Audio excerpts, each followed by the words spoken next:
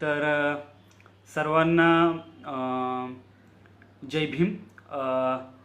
मी प्रशांत आणि मी मूळचा बारामतीचा आहे आणि नुकतंच टाटा इन्स्टिट्यूटमधून school of media and culture स्टडीजमधून माझं एम ए कंप्लीट केलेलं आहे आणि आत्ता सध्या आय आय टी बॉम्बेमध्ये मी एम फिल करतोय. फिल्मवरती माझा रिसर्च आहे. फिल्म आणि फोटोग्राफी ह्या अंगानेच मी आत्ता इथं एम फिल करतोय. द रेज रिझन प्रोजेक्टचे खूप खूप आभार. त्यांनी मला इथं बोलण्याची संधी दिली, त्यामुळं मी त्यांचे खूप खूप आभार मानतो.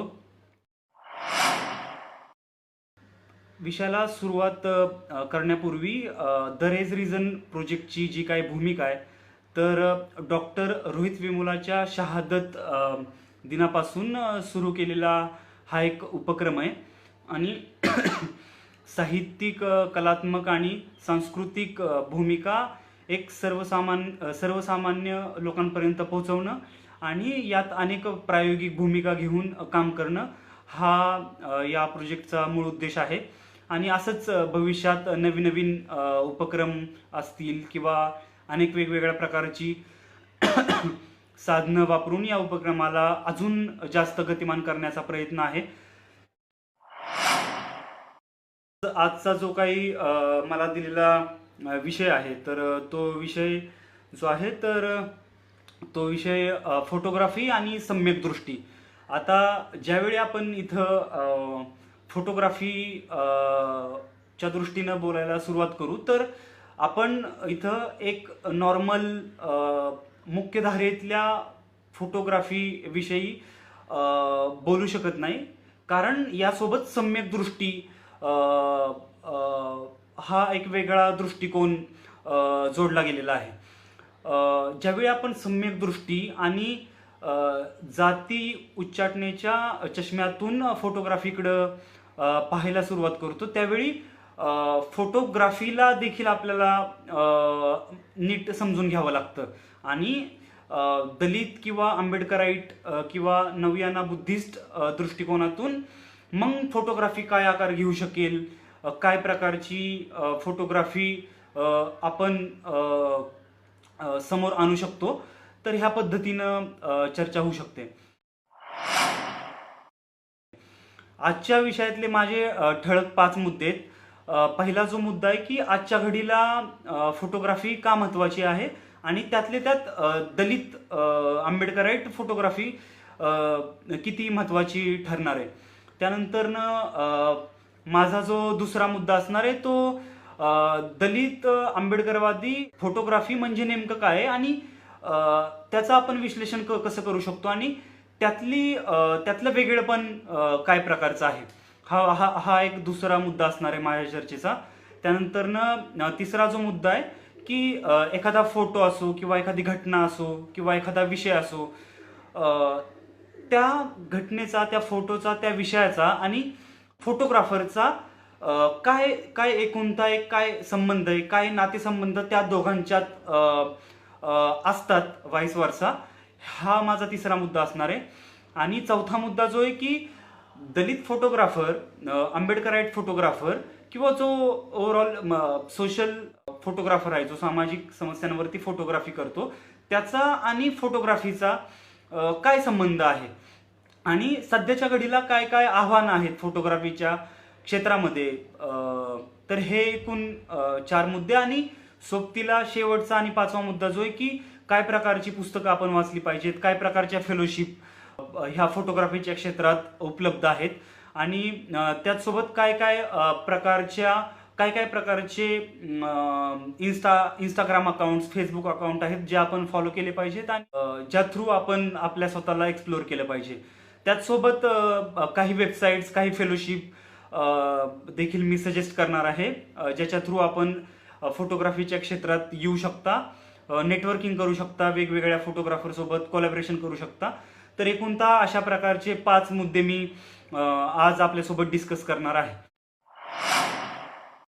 जेव्हा आपण फोटोग्राफी म्हणतो, त्यावेळी आपल्याला हे समजून घेणं खूप आवश्यक आहे की फोटोग्राफी आणि जो काही कॅमेरा आहे, हे जे काही यंत्र आहे, हे यंत्र असंच एखाद्या फोटोग्राफरच्या हातात नाही. दलित फोटोग्राफरच्या किंवा एखाद्या फोटोग्राफरच्या हातात हा कॅमेरा येण्यापाठीमागं एक एक एक इतिहास आहे. आणि तो इतिहास जोपर्यंत आपण समजून घेत नाहीये तोपर्यंत फोटो क्लिक करत असताना आपल्याला हा इतिहास समजून घेणं खूप जास्त आवश्यक आहे. जर आपण ह्या इतिहासाचा संबंध एखादा फोटो क्लिक करताना जर लावत नसू, तर आपल्याला फोटोग्राफीतून ज्या काही आपल्याला सामाजिक न्यायाची भूमिका मांडायची, जो आपला जे काही आपलं पॉलिटिक्स आहे ते मांडायचे, तर ते आपण पोचवताना कमी पडू शकतो. तर त्यामुळे मी सुरुवातीला थोडं इतिहासावरती फोकस करणार आहे. दलित फोटोग्राफी या कलेविषयी आपण बोलत असताना सगळ्यात जे महत्वाचं आहे त्या मागचा इतिहास समजून घेणं. आपण असंच म्हणजे कॅमेऱ्यापर्यंत नाही आलेलो आहे. ह्याचा संबंध चळवळीतल्या प्रत्येक कला प्रकाराशी आणि साहित्य निर्मितीशी आहे. तो संबंध जोपर्यंत स्पष्ट नाही होत तोपर्यंत आपल्यासाठी हे जे काही माध्यम आहे तर त्याचा वापर आपण राजकीय दृष्टीनं सामाजिक दृष्टीनं करू शकत नाही. मग ह्याचा संबंध कसा आहे, तर आपण जेव्हा फोटो काढतो, आपण जेव्हा चित्र काढतो, आपण जेव्हा कविता लिहितो, आपण तेव्हा काय करतो, तर आपण अभिव्यक्त होत असतो. आपण त्या कलेच्या माध्यमातून व्यक्त होत असतो. आणि हे कलेद्वारे जे व्यक्त होणं आहे, या व्यक्त होण्यालाही एक इतिहास आहे. तो इतिहास असा की बाबासाहेबांचं जे काही पूर्ण आयुष्य आहे, हे पूर्ण आयुष्य आणि त्यांचं जे काही लिखाण आहे, हे लिखाण हे आपलं व्यक्त होण्याचा मॅनिफेस्टो आहे. हे आपल्याला समजून घेतलं पाहिजे. आणि ह्या बाबासाहेबांच्या मॅनिफेस्टोने जातीव्यवस्था, वर्णव्यवस्था, पितृसत्ताक व्यवस्था, ब्राह्मणवादी व्यवस्था, तर यांच्याशी लढण्याची, यांना आव्हान करण्याची धमक या मॅनिफेस्टोनी आपल्याला दिलेली आहे. आणि यामुळेच आपण आंबेडकरोत्तर काळात दलित आंबेडकरवादी कलानिर्मितीचा आविष्कार करू शकलो. दलित कलेचा जर आपण इतिहास जर पाहिला तर आपल्या लक्षात येतं की आपण कलेचा जो काही वापर आहे, हा कलेचा वापर मग त्यात साहित्य असो, मग त्या साहित्यामध्ये paintings, photography, videography, documentary, film, literature, ह्या कोणत्याही प्रकारातली कला घ्या. ज्यावेळी ह्या दलित कलांच्या इतिहासाबद्दल आपण बोलतो तर आपल्याला हे समजून घेणं आवश्यक आहे की आपला विद्रोह, आपला आवाज, आपलं जे काही कल्चर आहे, आपल्या ज्या काही जाणीवा आहेत, आपला जो काही प्रोटेस्ट आहे, तर हा प्रोटेस्ट, आपला आवाज, ह्या जाणीवा निनिवा व्यक्त करण्यासाठी आपण कलेचा वापर केलेला आहे इतिहासात आणि आता सुद्धा. आणि याचं उदाहरणच जर द्यायचं झालं तर नामदेव ढसाळांच्या कविता, सुनील अवचार, गंगाधर पानतावणे यांची चित्र, चरण, शीतल, सचिन, सागर, कडूबाई यांची गाणी, साहित्यामध्ये जर आपण बोलायला गेलो तर अक्करमाशीपासून बेबीताई, बाबूराव बागुल ते अगदी सूरज इंगडेच्या कास्ट मॅटर्स पर्यंत आपण जो काही कला आविष्कार करतोय तो काय आहे आणि तो कशासाठी आहे, तर तो एक माणूस म्हणून जगता यावं यासाठीचा मनुष्य केंद्री कलाविष्कार आहे. तर आपलं व्यक्त होणं जे आहे, ह्या व्यक्त होण्याला एक खूप महत्वाचा सांस्कृतिक, सामाजिक आणि राजकीय इतिहास आहे. त्यामुळे मी सतत जो म्हणतोय की हा जोपर्यंत इतिहास, व्यक्त होण्याचा जो इतिहास आहे, अभिव्यक्त होण्याचा जो इतिहास आहे, हा जोपर्यंत आपण समजून घेणार नाही, हा जोपर्यंत आपण वाचणार नाही, तोपर्यंत आपल्याला फोटोग्राफी द्वारे व्यक्त होण्याच्या राजकीय भूमिकेबद्दल बोलता येणं खूप अवघड आहे. आणि तोवर आपण कॅमेरा घेऊन फोटोग्राफी करणं देखील खूप जास्त अवघड आहे. थोडंसं ही झाली आपली ऐतिहासिक भूमिका, व्यक्त होण्याची भूमिका, की आपण एखादा फोटोग्राफ क्लिक करण्यापूर्वी, एखादं पेंटिंग कॅनव्हासवरती उतरवण्यापूर्वी, किंवा एखादी कविता किंवा एखादा लेख कागदावरती उतरवण्यापूर्वी त्या व्यक्त होण्याला जर काही पार्श्वभूमी नसेल तर तो क्लिक हा वायफळ ठरू नये, ते पेंटिंग एक वायफळ ठरू नये, किंवा त्याला म्हणजे त्याला एक भूमिका असावी, त्याला एक सामाजिक सांस्कृतिक राजकीय भूमिका असावी, हा माझ्या सांगण्याचा एकंदरीत टोन आहे. फोटोग्राफी ही ही एक दृश्य कला आहे, हे आपण समजून घेतलं पाहिजे. आणि ह्या कलेत आपण आपण कोणतीही एक वेळ, कोणतीही एक स्थिती, कोणताही एखादा क्षण कॅप्चर करतो आणि तेव्हा एक फोटोग्राफ तयार होतो. आणि फोटोग्राफीमध्ये आणि फिल्ममध्ये जर बेसिक आपण एक एक डिफरन्स तयार केला तर आपल्याला हे समजून येईल की एक फोटो जो असतो किंवा एक फोटोग्राफ जो आहे, जो आपण क्लिक करतो, तर तो फोटोग्राफ एका स्थितीला गोठवण्याचा प्रयत्न करतो. आणि फिल्म जी आहे तर ती एका स्थितीनंतरनं किंवा एखाद्या क्षणानंतरनं दुसरा क्षण, तिसरा क्षण, चौथा क्षण, अशी एक फिल्म तयार होते. तर फोटोग्राफी ही एका क्षणाला, एक वस्तुस्थितीला फोटोबद्ध करणारी कला आहे. आणि फिल्म ही वेगवेगळ्या क्षणांचं कोलाज तयार करून एक स्टोरी सांगणारी कला आहे.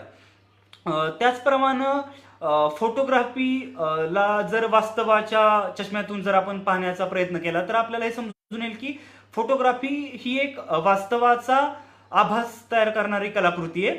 आणि ती ती एक वस्तुस्थिती आपल्या समोर आणून एक चर्चा घडवण्याचा प्रयत्न करते. आता अजून एक दुसरी गोष्ट जर बोलायची झाली आहे तर फोटोग्राफी हे जे काही माध्यम आहे, हे ज्या प्रकारे मी म्हणलं की फोटोग्राफी हे जे माध्यम आहे तर ते व्हिज्युअली आणण्याचा प्रयत्न करतो. उदाहरणार्थ जर मी असा शब्द बोललो की भांडण, किंवा मी जर उदाहरणार्थ एखादा शब्द बोललो की चहाचा कप, तर हा शब्द जर मी कागदावरती लिहिला, चहाचा कप हा शब्द मी कागदावरती लिहिणं आणि त्याचा फोटो काढणं, तर ह्या दोघांमध्ये एक डिफरन्स आहे की फोटोग्राफी जी आहे तर ती फोटोग्राफी शब्दांचं चित्र तयार करू पाहते. ती शब्दांना एका प्रकारे फोटोग्राफीच्या चष्म्यातून जर बघितलं तर ती शब्दांना जिवंत करण्याचा प्रयत्न करते किंवा शब्दांना दाखवण्याचा प्रयत्न करते व्हिज्युअल फॉर्ममध्ये, की चहा हा शब्द असा दिसतो. मीडियम क्लोजअप मध्ये चहाचा कप, चहा दिसतोय, चहावरून वाफा येत आहेत आणि हा चहाचा कप आहे. तर जेव्हा आपण एखादा शब्द लिहितो कागदावरती, तर त्या शब्दाला आपला मेंदू चित्रामध्ये ट्रान्सफॉर्म करतो, कन्वर्ट करतो आणि आपल्यासमोर एक प्रतिमा तयार करतो. फोटोग्राफी याच्या विरुद्ध करते. फोटोग्राफी शब्दाला जिवंत करण्याचा प्रयत्न करते आणि तुम्हाला त्या शब्दाचं रूपांतर करून एक चित्राच्या फॉर्मॅटमध्ये एखादी गोष्ट समोर आणते. तर हा फोटोग्राफी आणि फोटोग्राफी शब्द ह्यांच्यामधला एक महत्वाचा डिफरन्स आहे. त्यामुळं एखादा जो कोणी फोटोग्राफर असेल तर त्यांनी ही एक गोष्ट समजून घेणं महत्वाचं आहे की आपण शब्दांच्या प्रतिमा किंवा शब्दांची चित्र तयार करणारे फोटोग्राफर किंवा कलाकार आहोत. हा एक महत्वाचा मुद्दा आहे.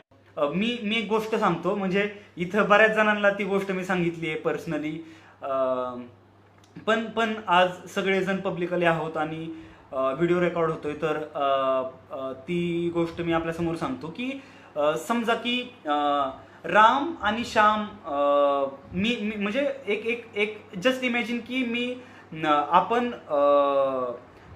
उदाहरणार्थ म्हणजे की मी आणि चेतन दोघे एक कथा वाचतोय राम आणि श्यामची. चेतन आणि मी एखाद्या पुस्तकात कथा वाचत असताना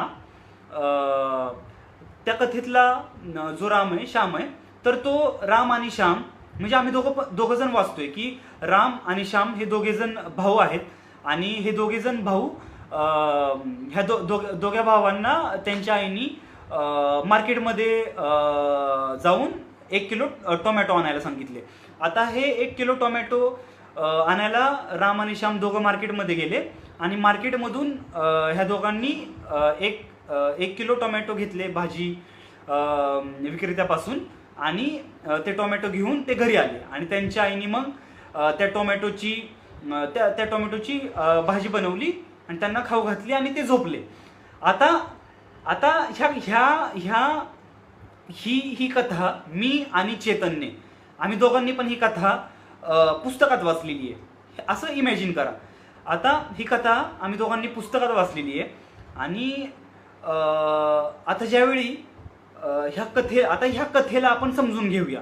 ठीक आहे, ही कथा एखाद्या फोटोग्राफरसाठी किती महत्वाची आहे फोटो काढत असताना.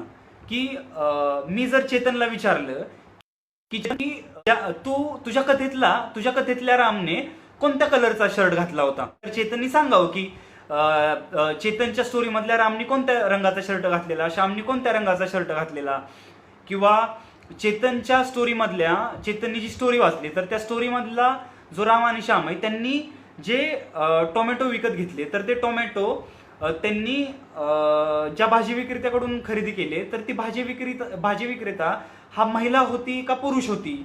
तुम्ही चेतननी जे टोमॅटो घेतले ते टोमॅटो लाल होते का हिरवे होते. चेतनच्या स्टोरी मधल्या रामने काळ्या रंगाचा शर्ट घातला, श्यामने निळ्या रंगाचा शर्ट घातला होता आणि चेतनच्या स्टोरी मधला जो भाजी विक्रेता होता तो पुरुष भाजी विक्रेता होता. तर आता मी माझ्या स्टोरी मधला राम आणि श्याम आणि भाजी विक्रेता सांगतो की माझ्या स्टोरीमध्ये जो भाजी विक्रेता आहे ती एक महिला आहे. त्या स्टोरीमध्ये मी लाल रंगाचे टोमॅटो विकत घेतलेत, चेतनच्या स्टोरीमध्ये हिरव्या रंगाचे टोमॅटो विकत घेतलेत. तर आणि चेतनच्या स्टोरीमध्ये टोमॅटो आणि म्हणजे टोमॅटो टाकून सुकटीची चटणी बनवली, तर माझ्यात नुसती टोमॅटोची चटणी बनवली. तर ही एक स्टोरी आहे, ही काल्पनिक स्टोरी आहे जी मी नेहमी फोटोग्राफीवरती चर्चा करताना देत असतो की आपण ज्यावेळी फोटोग्राफी करत असतो तर फोटोग्राफी हे खूप मॅनिप्युलेशन करणारं आर्ट आहे हे आपण समजून घेतलं पाहिजे. हा माझा सांगण्याचा उद्देश होता. कारण ज्या प्रकारे एखाद्या पुस्तकात आपण एखादी कथा वाचतो तर त्या कथेत आपल्याला आपल्या इमॅजिनेशननुसार स्टोरीला पाहण्याचं स्वातंत्र्य असतं. पण फोटोग्राफीमध्ये जो काही ऑडियन्स आहे, जो काही व्ह्युअर आहे, तर त्याला फोटोग्राफर जे दाखवल तेच त्याला पाहावं लागतं. जर मी म्हणलं की रामने हा काळ्या रंगाचाच फोटो घातलाय, व्ह्युअरला ऑडियन्सला तेच बघावं लागेल. व्ह्युअरला तिथं स्वतःच्या इमॅजिनेशननुसार पाहण्याचं स्वातंत्र्य नसतं. त्यामुळं हे थोडंसं मर्यादा असलेली कला आहे हे आपल्याला, आणि ही मर्यादा समजूनच आपल्याला फोटोग्राफी हे माध्यम समजून घेणं आवश्यक आहे. हे आपण लक्षात घेतलं पाहिजे. दुसरं मी एक उदाहरण देतो ह्या फोटोग्राफीच्या दृष्टिकोनातून. हे तर आपण समजून घेतलं की आपण फोटोग्राफर असताना किंवा फोटोग्राफी करताना आपल्याला हे समजणं आवश्यक आहे की ह्या मर्यादा आहेत फोटोग्राफीच्या. आणि आपल्याला जेव्हा आपण फोटो क्लिक करू तर त्यावेळी आपल्याला हे समजलं पाहिजे की आपल्याला अशा प्रकारचा एक फोटोग्राफ बनवायचा आहे तो व्ह्युअरच्या किंवा ऑडियन्सच्या इमॅजिनेशनशी किंवा कल्पनाशक्तीशी तो जवळचा असला पाहिजे. हे आपल्याला लक्षात घेतलं पाहिजे आणि ही मर्यादा लक्षात घेऊनच आपण फोटोग्राफी केली पाहिजे. फोटोग्राफी करताना कॅमेरा हा महत्वाचा टूल नाहीये. विदाउट कॅमेरा आपण फोटोग्राफी करू शकतो. त्याच्यावरती वेगवेगळी तुमची मतं येऊ शकतात, पण माझं आर्ग्युमेंट हेच आहे की फोटोग्राफी करत असताना, एखादी इमेज तयार करत असताना कॅमेरा हा कधीच महत्वाचा नसतो. आपण विदाउट कॅमेरा फोटोग्राफी करू शकतो आणि तीच एक आयडियल फोटोग्राफी आहे असं माझं आर्ग्युमेंट आहे, असं माझं मत आहे. की उदाहरणार्थ की आता चेतनलाच पूर्वीच्या उदाहरणात चेतनलाच कंटिन्यू करतो की चेतनला ज्यावेळी मी फोटो असाइनमेंट दिली आणि त्याला सांगितलं की बाबा चेतन मरीन ड्राईव्हला जा आणि मरीन ड्राईव्हला जाऊन एक 10 फोटोंची एक फोटो स्टोरी तयार करून परत ये. तर चेतन मरीन ड्राईव्हवरती पोहोचला आणि घाईगडबडीत कॅमेराच विसरला. आता कॅमेरा विसरला आणि पण मरीन ड्राईव्हवरती पोहोचलोय आणि त्याला अर्ध्या तासात फोटो क्लिक करून परत पोचायचं होतं माझ्याजवळ. पण आता त्याला शक्य नाहीये त्याला फोटो काढून परत येणं. त्याच्यासमोर अशी एक अडचण निर्माण झाली आहे की त्याला कॅमेरा घेण्यासाठी घरी जावं लागेल आणि मगच तो फोटोग्राफी करू शकतो. ठीक आहे. तर जर मी चेतनला विचारलं की बाबा चेतन, मग चेतन अर्ध्या तासाने परत आला आणि चेतनने मला सांगितलं की नाही यार प्रशांत, मी कॅमेरा घरी विसरलो आणि त्यामुळे मी फोटोग्राफी करू शकलो नाही. तर ह्याच्यामध्ये माझा पॉइंट काय आहे की हिथंच आपण चुकतो म्हणू शकतो का मला माहित नाही, पण हिथं आपण थोडंसं कमी पडतो असं मला वाटतं. कारण जेव्हा मी चेतनला सांगितलं की चेतन मरीन ड्राईव्हवरती जा आणि फोटोची एक स्टोरी तयार करून आण, तर तो मरीन ड्राईव्हला गेला, पण कॅमेरा नसल्यामुळं तो परत माझ्याजवळ आला. त्यामुळं चेतनचा जो बघण्याचा दृष्टिकोन आहे की कॅमेरा असेल तरच फोटोग्राफी केली पाहिजे. विदाऊट कॅमेरा आपण पाहू शकत नाही का? आपल्याला कोणताही फोटो क्लिक करण्याच्या पूर्वी आपण, म्हणजे उदाहरणार्थ घ्या की महाबळेश्वर, लोणावळा अशा वेगवेगळ्या ठिकाणी जर आपण फिरायला गेलो, ठीक आहे, किंवा मी इगतपुरीला आलो फिरायला, तर मी काय करतो की मी इगतपुरीला आल्यावरती, महाबळेश्वर किंवा लोणावळ्याला गेल्यावरती मी तिथल्या ज्या वेगवेगळ्या गोष्टी, तिथले जे कल्चर आहे ते न पाहताच डायरेक्टली कॅमेरा काढतो, सेल्फी सुरू करतो, मी कॅमेरा काढतो, क्लिक करायला सुरुवात करतो. आपण त्या स्थितीला, आपण त्या घटनेला, आपण तिथल्या वस्तूंना, तिथल्या लोकांना न पाहताच, न निरीक्षण करताच आपण कॅमेरा काढतो आणि पाहायला सुरुवात करतो. तर माझा मूळ सांगण्याचा उद्देश हाच होता की आपण विदाऊट कॅमेरा सुरुवातीला फोटोग्राफी करायला शिकलं पाहिजे. कारण आपण फोटो क्लिक करतो तेव्हा आपण काय करतो की आपण कोणताही क्षण एक फोटोबद्ध करतो. आता उदाहरणार्थ जर मी चेतनला असं म्हणलं की चेतन, तू मरीन ड्राईव्हवरती गेलता, चल तू कॅमेरा विसरला, ठीक आहे, पण तू तिथं काहीतरी पाहिलं असेल ना, तर मग मला चेतन सांगतो की हा, मतलब एक म्हातारा आणि एक म्हातारी दोघेही असे समुद्राच्या दिशेनं तोंड करून बसले होते. म्हाताऱ्याचा जो हात आहे तो म्हातारीच्या खांद्यावरती असा आहे आणि म्हाताऱ्याच्या हातात छत्री आहे, ठीक आहे. आणि ही घटना मला चेतनने सांगितली, बरोबर. तर चेतनने विदाऊट फोटोग्राफी हा क्षण त्याच्या मेंदूमध्ये, त्याच्या डोळ्याद्वारे त्याच्या मेंदूमध्ये हा क्षण गोठवला ना, मग इथं कॅमेराची आवश्यकता नाहीयेच ना. हे माझं आर्ग्युमेंट आहे की विदाऊट कॅमेरा आपण फोटोग्राफी करू शकतो. आपण आपल्या डोळ्यांद्वारे फोटो कॅप्चर करू शकतो आणि आपण आपल्या मेमरीचा भाग बनवू शकतो. हे जे काही कॅमेरा नावाचं जे यंत्र आहे, कॅमेरा नावाचं यंत्र वेगळं काय करतं, तर कॅमेरा फक्त त्याला एक प्रिंट स्वरूपात आणतं किंवा त्याला एक व्हिज्युअल फॉर्म मध्ये आणतं जे सगळेजण बघू शकतात. हा विषय. आणि चेतन जे पाहतो ते सगळेजण पाहू शकत नाही. तर हा माझा मुद्दा आहे की फोटोग्राफी करत असताना की आपल्याला सुरुवातीला आपल्या आजूबाजूला जे काही गोष्टी आहेत, ज्या काही समस्या आहेत किंवा ज्या काही वस्तू आहेत, लोक आहेत, त्यांची संस्कृती आहेत, तर त्याला पहिल्यांदा आपल्याला डोळस होऊन पाहणं आवश्यक आहे. तिथं डायरेक्ट कॅमेरा घेऊन जायची आवश्यकता नाहीये तुम्हाला, ठीक आहे. तर हा माझा मुद्दा होता की फोटोग्राफी करताना इंस्टाग्रामवरती, फेसबुकवरती खूप सारे वेगवेगळे फोटोग्राफर तयार झालेत आणि तयार व्हावेत, पण त्यांनी तयार होऊ नये असं माझं मत नाहीये. खूप मोठ्या प्रमाणात आपल्याला गरज आहे फोटोग्राफी हे टूल यूज करण्याची. माझा मुद्दा असा आहे की फोटोग्राफी हे सगळेच जण वापरत आहेत आणि सगळेच जण वेगवेगळ्या प्रकारचे फोटो काढत आहेत.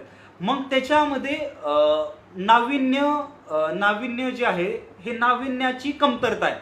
आणि ही नाविन्याची कमतरता कशामुळे, तर त्याचा एक प्रॉब्लेम आपल्या मेंदूसोबत आहे आणि तो इंस्टाग्राम फेसबुक ह्यांनी एक ओनरशिप ठेवल्यामुळे तयार झालेला आहे. ठीक आहे. तर उदाहरणार्थ की ह्याचं जर यासाठी जर उदाहरण द्यायचं म्हणलं तर मी एक उदाहरण देतो की मी एखादा फोटो काढला की ज्याच्यामध्ये एक नारळाचं झाड आहे. ठीक आहे. खिडकीतून एक फोटो काढलाय मी की ज्याच्यामध्ये एक नारळाचं झाड आहे. त्या नारळाच्या झाडाच्या साईडला सूर्य मावळतोय आणि तो मी फोटो काढला आणि इंस्टाग्रामवरती टाकला. तर असे हजारो फोटो इंस्टाग्रामवरती रोज फोटोग्राफर्स काढत असतात. आपला फोटो एक म्हणजे एक काही वेगळं पण ठरत नाही, तो सगळ्या हजारो फोटोग्राफर्स मध्ये जाऊन बसतो. तर ह्याच्यामुळं काय होतं की माझं मत असं आहे की आपण इंस्टाग्राम असेल, फेसबुक असेल, जे काही सोशल मीडिया आहे, तर त्यांना आपण त्यावरती आपण फोटो पाहणं बंद केलं पाहिजे. फोटोग्राफी जर आपल्याला करायची असेल तर माझा पहिला मुद्दा की कॅमेरा वापरणं हे आवश्यक नाहीये. आणि माझा दुसरा जो मुद्दा आहे की फोटो काढत असताना त्यासाठी आपल्याला दरवेळी इंस्टाग्राम आणि फेसबुकवरती इतरांचे फोटो पाहणं आवश्यक नाहीये. इतरांचे ज्यावेळी आपण फोटो पाहतो तर त्यावेळी आपण काय करतोय की आपण त्या फोटोतला अँगल, त्या फोटोतलं ॲस्थेटिक्स, त्या फोटोतली लाईट, त्या फोटोतल्या मुवमेंट्स, ठीक आहे, त्या फोटोतल्या पोझिशन्स, ह्या सगळ्या आपला मेंदू लक्षात ठेवतो. ती फोटो रचना आपला मेंदू लक्षात ठेवतो आणि त्याच्यातून नंतरनं आपण त्याच प्रकारचा फोटो काढण्याचा प्रयत्न करतो. उदाहरणार्थ चेतननी जर फोटो काढला की नारळाचं झाड, सूर्य मावळतोय आणि तो फोटो इंस्टाग्रामवरती टाकला आणि तो फोटो जर मी बघितला तर माझा मेंदू काय करतो की त्या फोटोतली लाईट, त्या फोटोचा एस्थेटिक्स, त्या फोटोतली रचना, त्या फोटोतल्या लाईन्स, त्यातला जो काही रूल ऑफ थर्ड आहे किंवा त्यातल्या ज्या काही पोझिशन्स आहेत तर त्या कॉपी करतो, कॅप्चर करतो. आणि ज्यावेळी परत मी खिडकीमध्ये येतो तर त्यावेळी मला तो चेतननी काढलेला फोटो, माझा मेंदू मला अलाराम देतो की चेतनने असा फोटो काढला होता आणि ही त्याची फ्रेम होती, तू पण असा फोटो काढ. तर मग आपण त्याच प्रकारचा फोटो काढतो जो चेतननी काढलेला आहे.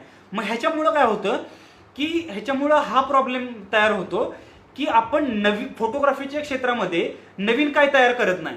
चेतननी जो फोटो काढलाय तो त्याच फोटोची डुप्लिकेट कॉपी आपण इंस्टाग्रामवरती आणि फेसबुकवरती आपण टाकतो. तर ह्याच्यामुळे काय होतं की मग सगळ्यांचे सेम फोटो येत असल्यामुळे सगळेजण पटापट स्क्रोल करतात, म्हणतात अरे सगळे फोटो सारखे, सगळे फोटो सेमच आहेत, कोणाच्यातच काही क्रिएटिव्हिटी नाहीये, नाविन्य नाहीये. मग इथं प्रॉब्लेम होतो की स्क्रोलिंगमध्ये आपला फोटो निघून जातो. तर ह्यामुळं माझं म्हणणं असं आहे की इंस्टाग्राम आणि फेसबुक ह्या माध्यमांवरती आपण फोटो पाहणं कमी केलं पाहिजे, तेव्हा आपण काहीतरी नवीन तयार करू शकतो. मग आता जर इंस्टाग्रामवरती आणि फेसबुकवरती जर आपण काही फोटोग्राफर्स पाहिले नाहीत तर मग आपण फोटोग्राफी कशी करणार. तर मी सुरुवातीलाच एक मुद्दा क्लिअर केला होता की आपण शब्दांची चित्र तयार करणारे कलाकार आहोत. त्यामुळे आपण हे समजून घेतलं पाहिजे की जितकं जास्त आपण दलित साहित्य वाचू, जितकं आपण आंबेडकरी साहित्य वाचू, जितकं आपण बाबासाहेबांचं साहित्य वाचू, नामदेव ढसाळ असतील, त्या बेबीताई कांबळे असतील, बाबूराव बागोल असतील, ह्यांचं जितकं आपण साहित्य वाचू, ह्या साहित्यातले शब्द तुमच्या मेंदूमध्ये घर करतील आणि ज्यावेळी तुम्ही फोटो काढायला जाल तर त्यावेळी त्या फोटोला एक अर्थ प्राप्त होईल. ठीक आहे.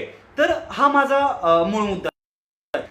जास्त फोटोग्राफ सोशल मीडियावरती पाहिल्याने आपला मेंदू ते फोटोग्राफ कॉपी करतो आणि तेच फोटोग्राफ आपण इन्स्टावरती टाकण्याचा प्रयत्न करतो आणि त्यातून एक कचरा पेटी तयार होते. त्यामुळं इंस्टाग्राम, फेसबुक हे कचरा पेटीपेक्षा जास्त काय नाहीयेत असं माझं मत आहे. त्यामुळं आपण सगळ्यांनी फोटो काढत असताना आपण जास्तीत जास्त दलित साहित्य, आंबेडकरी साहित्य, साहित्याचं वाचन केलं पाहिजे. आपल्या साहित्यातले जे काही शब्द आहेत, जो विद्रोह आहे, आपल्या साहित्यातली एक जी काही भूक नावाची संकल्पना आहे, आपल्या साहित्यामध्ये वस्ती नावाची एक संकल्पना आहे, आपल्या साहित्यामध्ये वस्तीचं एक चित्र तयार केलं जातं, आपल्या साहित्यातला जो दलित नायक आहे, ह्या सगळ्यांची चित्र, ह्या चित्रांचं कोलाज आपण मेंदूमध्ये जेव्हा तयार करतो त्यावेळी आपल्याला फोटोग्राफी करता होते. त्यामुळे मी फोटोग्राफर्सला मी ही विनंती करतोय की इंस्टाग्रामवरती आणि फेसबुकवरती जितके कमी तुम्हाला फोटोग्राफ पाहता येतील तितके कमी फोटोग्राफ तुम्ही पाहिले पाहिजेत. फोटोग्राफ्स पाहणं टाळलं पाहिजे आणि जास्तीत जास्त वाचन करण्याचा प्रयत्न केला पाहिजे. जितकं जास्त वाचन करू तितके व्हिज्युअल्स तुमच्या मनामध्ये तयार होतील आणि त्या व्हिज्युअल्सला तुम्ही मूर्त स्वरूप देण्याचा प्रयत्न कराल. आणि फोटोग्राफरची जर डेफिनेशन जर आपल्याला तयार करायची म्हटलं तर ती हीच आहे की शब्दांना चित्र आपण देणं खूप आवश्यक आहे, कारण मग त्यात नाविन्य आहे. तर हा एक माझा महत्वाचा मुद्दा आहे. त्यामुळं पाहणं आणि निरीक्षण करणं ह्यात फरक आहे. त्यामुळं आपण काय करतोय की आपण कॅमेरा घेऊन डायरेक्ट फोटोग्राफी करायला सुरुवात करतो, आपण निरीक्षण करतच नाही. त्यामुळं आपण निरीक्षण करणं खूप महत्वाचं आहे. डायरेक्ट कॅमेरा घेऊन आला तर तिथं नाविन्य येऊ शकत नाही. हा माझा दुसरा मुद्दा होता. आणि तिसरा मुद्दा, इंस्टाग्राम आणि फेसबुक आणि जी काही वेगवेगळी माध्यम आहेत, सोशल मीडिया आहेत, तर त्याच्यावरती कमीत कमी फोटो पाहणं आणि जास्तीत जास्त साहित्य वाचन करणं, कविता वाचन करणं, त्यातल्या शब्दांना कलेच्या स्वरूपात, फोटोग्राफीच्या स्वरूपात समोर आणणं. मी मुद्दामून ह्या 3 मुद्द्यांवरती जास्त वेळ दिला बोलायला आणि खूप जास्त रिपिटेटिव्ह पण बोललोय. त्या बोलण्याचं कारण हेच आहे की ह्या मुद्द्यांना जर समजून घेतलं तर आपण दलित फोटोग्राफीच्या तत्वज्ञानाला, फिलॉसॉफीला समजून घेऊ शकतो. माझा पुढचा जो मुद्दा आहे की दलित फोटोग्राफी आणि सम्यक दृष्टिकोन त्याच्यामध्ये कसा येतो.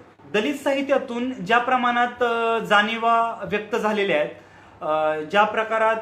ज्या प्रकारे लिखाण झालेलं आहे, पेंटिंग्स झालेले आहेत, जो काही कला आविष्कार झालाय, त्या तुलनेत इतर कला प्रकारातून ह्या जाणीवा, म्हणजे दलित साहित्यातून ज्या जाणीवा प्रकट झालेल्या आहेत, त्या जाणीवा फोटोग्राफीतून खूप कमी प्रमाणात प्रकट झालेल्या आहेत. किती दलित चित्रकार आहेत, किती दलित फोटोग्राफर आहेत, हा एक वेगळा कला आविष्कार करण्याचा प्रयत्न करतायत.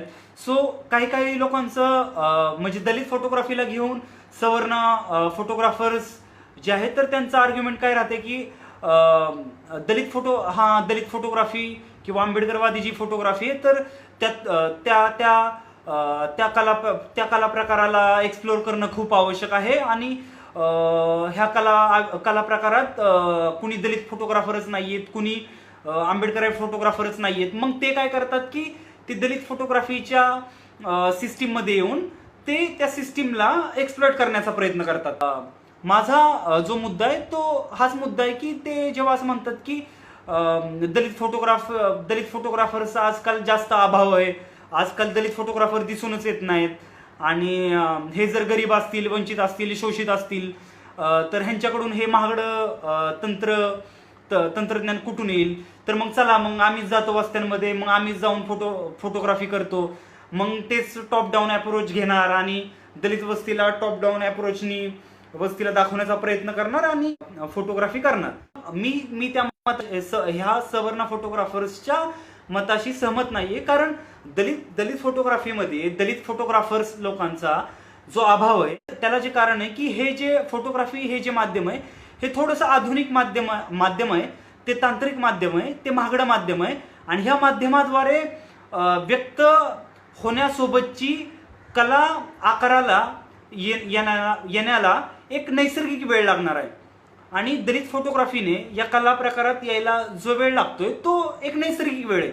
त्यासाठी सवर्ण फोटोग्राफर्सचे जे एक्सप्लेनेशन्स आहेत तर ते इथं इथं इथं सबशील फेल ठरतात. म्हणजे असं कसं म्हणू शकतो? आणि आणि सवर्ण फोटोग्राफर काय करतात की सवर्ण फोटोग्राफर असं असं बोलून म्हणतात की अरे दलित फोटोग्राफरच नाही आहेत, मग चला आम्ही येतो आणि उपकार करतो आणि वस्त्यांचे फोटो काढतो, दलित लोकांचे फोटो काढतो असं म्हणतात आणि आपल्या इकोसिस्टीमला डिस्टर्ब करण्याचा प्रयत्न करतात. आपला जो इतिहास आहे त्याला डिस्टर्ब करण्याचा प्रयत्न करतात आणि त्याला एक्सप्लोअर करण्याचा प्रयत्न करतात. त्यामुळं आपली दलित फोटोग्राफर लोकांची, आंबेडकराईट फोटोग्राफर लोकांची किंवा एकूणतः सोशल फोटोग्राफर्सची एक फळी तयार होणं खूप आवश्यक आहे. आणि ह्या सवर्ण आणि ब्राह्मणवादी फोटोग्राफर्सला, ब्राह्मणवादी फिल्म मेकर्स असतील, व्हिज्युअल स्टोरी टेलर असतील, तर ह्यांना आव्हान करण्याची एक फळी आपल्यामध्ये आता तयार होणं खूप आवश्यक आहे. ही एक गोष्ट आहे. ही फोटोग्राफी ही कला तशी महागडी कला आहे, पण मोबाईलमध्ये कॅमेरा असल्यानं फोटोग्राफी हे प्रत्येक स्मार्टफोन धारकाच्या हातात आलेली कला आहे. आणि काही जण म्हणतात, जसं मी आत्ता म्हणलो की मोबाईल कॅमेरा आल्यानं आणि काही जण म्हणतात मोबाईल कॅमेरा आल्यानं ह्या कला क्षेत्रात एक क्रांती झालेली आहे. पण माझं मत ह्याच्या उलट आहे. आपण मोबाईलमध्ये कॅमेरा आल्यानं आणि तो कॅमेरा अधिक ॲडव्हान्स होत आल्यानं आणि त्या कॅमेऱ्याची वेगवेगळी व्हर्जन्स आल्यानं आपण अधोगतीकडे चाललेलो आहे. सामाजिक अधोगती चालू झाली आहे. हे माझं आर्ग्युमेंट आहे की सामाजिक बदल म्हणजे काय, की एखादी क्रांती म्हणजे काय, की एखादं तंत्र जेव्हा बाजारात येतं, एखादं यंत्र जेव्हा बाजारात येतं, ते आल्याने क्रांती होत नाही किंवा सामाजिक बदल होत नाही. सामाजिक बदल त्यावेळी होत ज्यावेळी आपण त्याद्वारे फोटो क्लिक करतो, सामाजिक सांस्कृतिक इतिहास फोटोबद्ध करण्याचा प्रयत्न करतो, त्यावेळी क्रांती घडू शकते. आजकाल मोबाईलमध्ये कॅमेरा तंत्र आलेलं आहे, तर त्या तंत्रामुळे क्रांती झालेली नाहीये, ती अधोगती झालेली आहे. अधोगतीचं कारण हे आहे की पहिली गोष्ट, आपण जो कॅमेरा आलाय त्याच्यामुळे आपण सेल्फी सेंट्रिक झालेलो आहोत. आणि या सेल्फी सेंट्रिक झाल्यामुळं आपण आपल्याकडेच पाहण्याचा प्रयत्न करतोय, आपल्याला जगाकडे पाहायचंच नाहीये. सो आपल्या आजूबाजूला जे काय घडतंय ते घडण्यापेक्षा आपण मी कसा दिसतोय, मी कुठल्या पार्टीमध्ये गेल्यावरती मी काय प्रकारचे कपडे घातले होते, ह्या सेल्फ सेंट्रिक याच्यामध्ये फोटोग्राफी अडकलेली आहे. तर हा एक माझा मुद्दा होता. त्यामुळं मोबाईल फोटोग्राफीमध्ये क्रांती वगैरे काय आलेली नाहीये. क्रांती किंवा सामाजिक बदल हा जर फोटोग्राफीमध्ये यायचा असेल तर आपल्याला सामाजिक सांस्कृतिक जो आपला इतिहास आहे तर तो इतिहास आपल्याला कॅप्चर करणं महत्वाचं आहे. दुसरा महत्वाचा मुद्दा म्हणजे की माझा एक सवर्ण ब्राह्मण फोटोग्राफर मित्र आहे. तो मित्र मला म्हणे की आजकाल गल्लोगल्ली फोटोग्राफर तयार झाल्यानं आमच्या पोटावर पाय आलाय. तर त्याचं हे सततचं रडगाणं मी ऐकतो. तर गल्लोगल्ली फोटोग्राफर तयार होणं म्हणजे काय, की गल्लोगल्ली राहतं कोण? गल्लोगल्ली ज्यावेळी आपण बोलतो तर म्हणजे गल्लोगल्लीत फोटोग्राफर तयार नाही झाले पाहिजे का? गल्लोगल्लीतल्या फोटोग्राफर्सनी त्यांचा सामाजिक सांस्कृतिक इतिहास फोटोबद्ध नाही केला पाहिजे का? मग त्यांनी जर तो सामाजिक सांस्कृतिक इतिहास शब्दबद्ध केला तर ह्याच्यामुळे तुमच्या पोटावरती पाय येतो का? जर येणार असेल तर मग तो आलाच पाहिजे, असं माझं मत, असं माझं म्हणजे त्याला सांगणं आहे. आणि जर कोणी असेल इथं तसा फोटोग्राफर की त्याला असं वाटत असेल की गल्लोगल्ली वस्त्यांमध्ये फोटोग्राफर तयार झालेत आणि ते फोटोग्राफी करतायत, आमच्या पोटावर पाय येतो, तर मग आम्ही पोटावर पाय द्यायलाच तयार झालोय, हे माझं मत आहे. आणि जर तुम्हाला कोणी असं म्हणत असेल किंवा कोणत्याही फोटो स्टुडिओ मधला सवर्ण फोटोग्राफर तुम्हाला हे म्हणत असेल की पोटावर पाय दिला, तर त्यांना सांगा की हो, आम्ही पोटावर पाय दिला, कारण आम्ही एक भूमिका घेऊन चालणारे फोटोग्राफर आहोत, आम्ही सामाजिक सांस्कृतिक इतिहास कॅप्चर करणारे फोटोग्राफर आहोत. आणि त्यामुळे जर तुझं दुकान बंद होत असेल तर ते बंद होण्यासाठीच आम्ही काम करतोय. ओके, हां, राईट. तर हे महत्वाचं आहे की फोटोग्राफर आणि फोटोग्राफ ह्याच्यामधला जो संबंध आहे तो हा संबंध आहे की ज्यावेळी एखादा दलित व्यक्ती माझ्या समोर उभा आहे आणि त्याचा फोटो जर मी कॅप्चर करतोय, तर हे लक्षात घेतलं पाहिजे की आपण त्याला टॉप डाऊन अप्रोचने असं नाही बघू शकत. आपण असं नाही बघू शकत. त्याला आपण इक्वल लेवलला बघणं आवश्यक आहे. कारण ज्यावेळी आपण म्हणतो की दलितांना समाजामध्ये समानतेची वागणूक मिळाली पाहिजे, तर हे म्हणत असताना आपल्याला फोटोग्राफीतली तांत्रिकता समजून घेणं आवश्यक आहे की जर आपण दलित फोटोग्राफर आहात, आपण आंबेडकराईट फोटोग्राफर आहात, सोशल डॉक्युमेंटरी फोटोग्राफर आहात, तर आपल्याला टॉप डाऊन अप्रोच वापरला तर आपण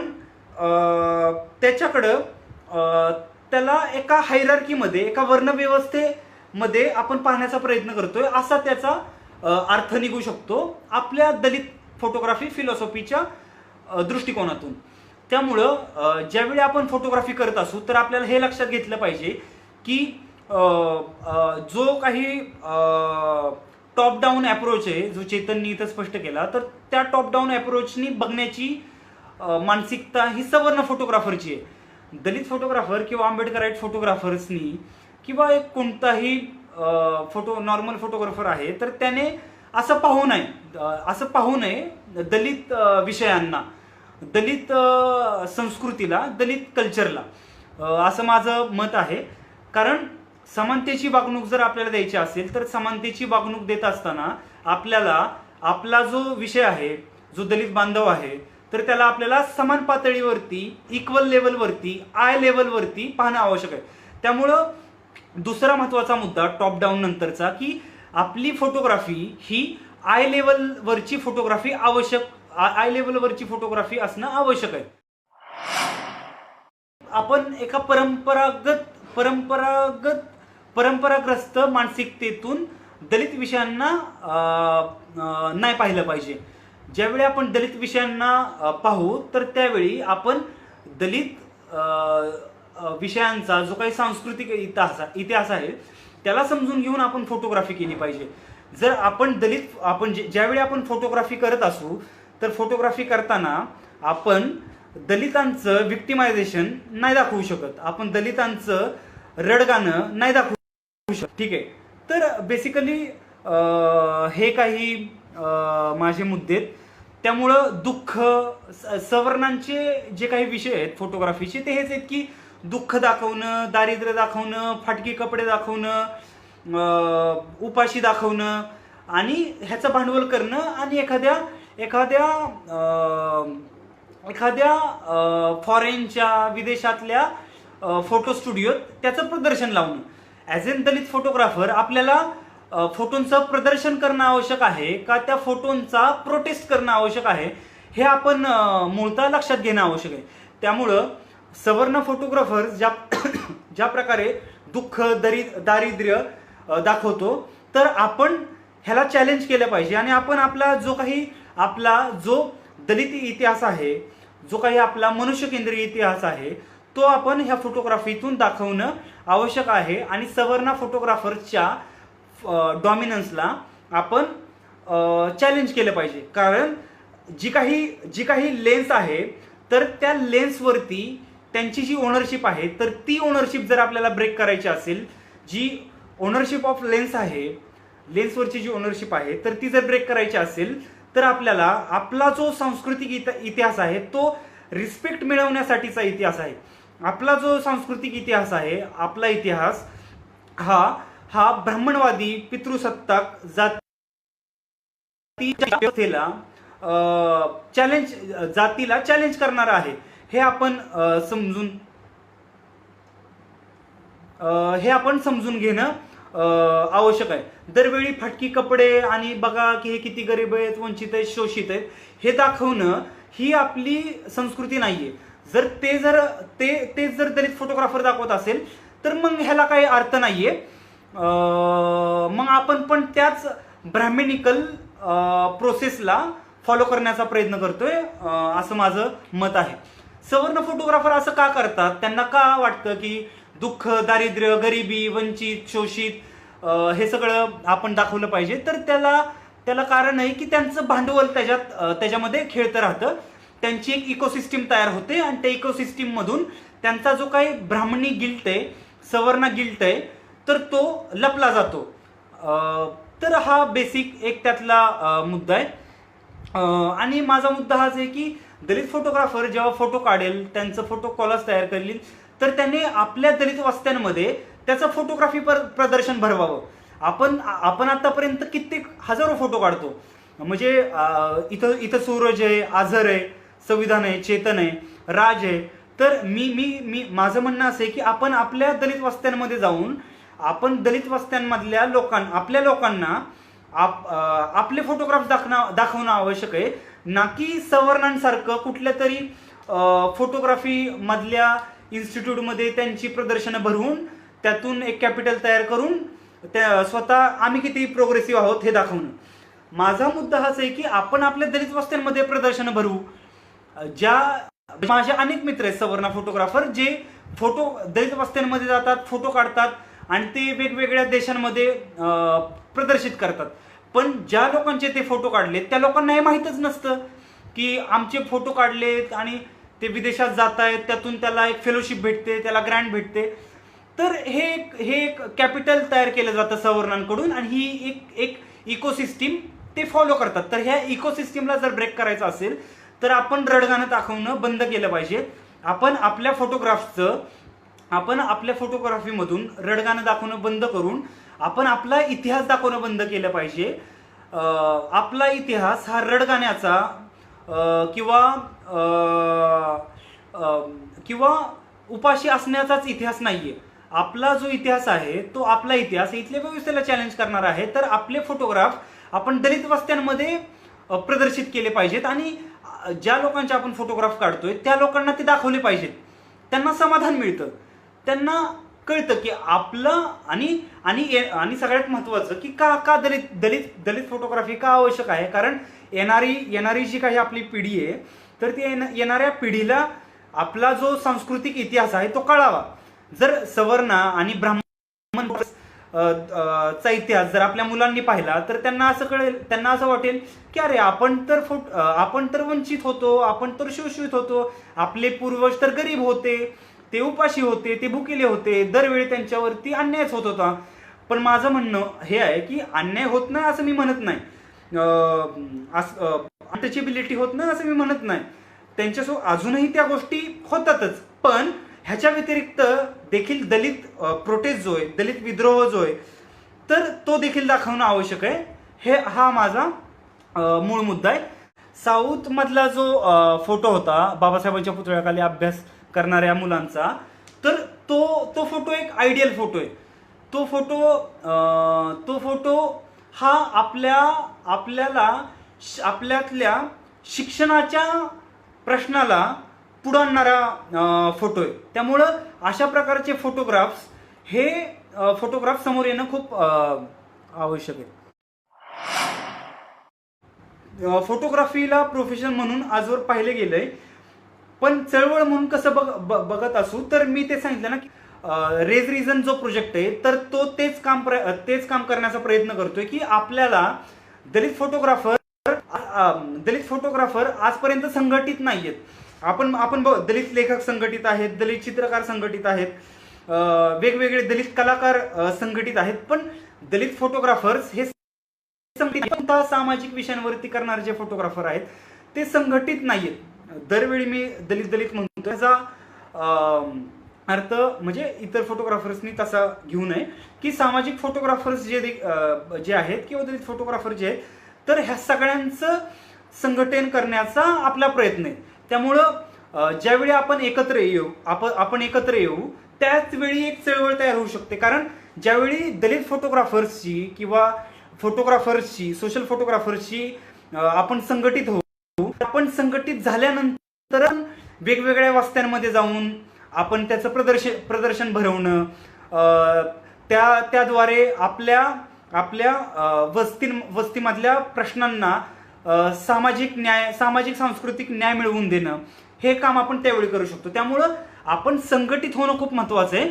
आपण जर रेज रिझन प्रोजेक्टला जर इंस्टाग्रामवरती, फेसबुकवरती फॉलो केलं, त्यांच्यासोबत टचमध्ये राहिला, तर आपलं येत्या काळात आपण असं पण आहे की आपण आपण वर्कशॉप थ्रू आपण टचमध्ये राहू शकतो आणि एक चळवळ उभा करू शकतो. पण आपला तो मानस आहेच की रेज रिझन प्रोजेक्टच्या अंतर्गत संविधान आणि चेतन तुम्हाला त्याबद्दल जास्त सांगतील. तुम्ही त्यांच्याशी संपर्क करू शकता. दलित फोटोग्राफीच्या, सामाजिक फोटोग्राफीच्या चळवळीला कसं एक स्वरूप देता येईल यासाठी रेज रिझन प्रोजेक्ट उभा राहावा,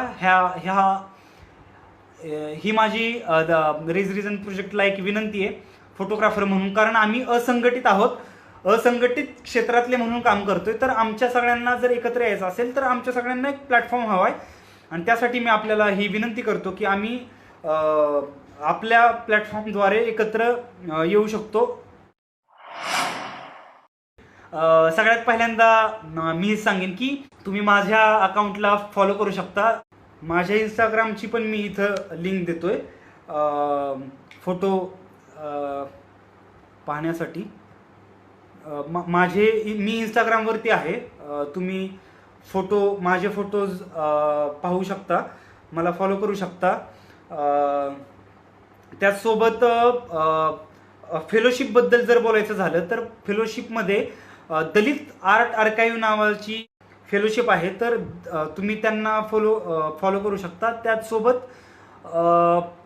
ॲम्प्लिफाय फोटो फेलोशिप, ॲम्प्लिफाय नावाची एक फोटो फेलोशिप आहे, त्यांना देखील तुम्ही फॉलो करू शकता. ॲम्प्लिफाय फोटो नावाने त्यांचे इंस्टाग्राम अकाउंट आहे.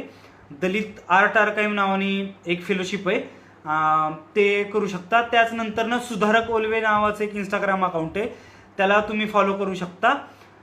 आणि माझ्या इंस्टाग्रामच्या फॉलोअर्स लिस्टमध्ये वेगवेगळे दलित फोटोग्राफर्स आहेत, त्यांना देखील तुम्ही फॉलो करू शकता.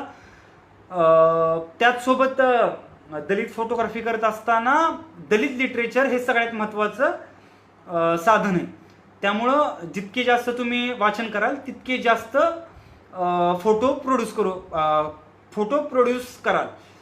तर हां, इतकंच मी सांगेन आणि इथं मी थांबतो. मला ठीक आहे. Thank you so much. The rage reason project, संविधान, चेतन, ह्या सगळ्यांचे मी आभार मानतो. त्यांनी मला इथं बोलण्याची संधी दिली आणि मला 1 तास 1.5 तास सहन केलं. त्याबद्दल मी त्यांचा आभार व्यक्त करतो आणि इथंच थांबतो. Thank you so much. जय भीम.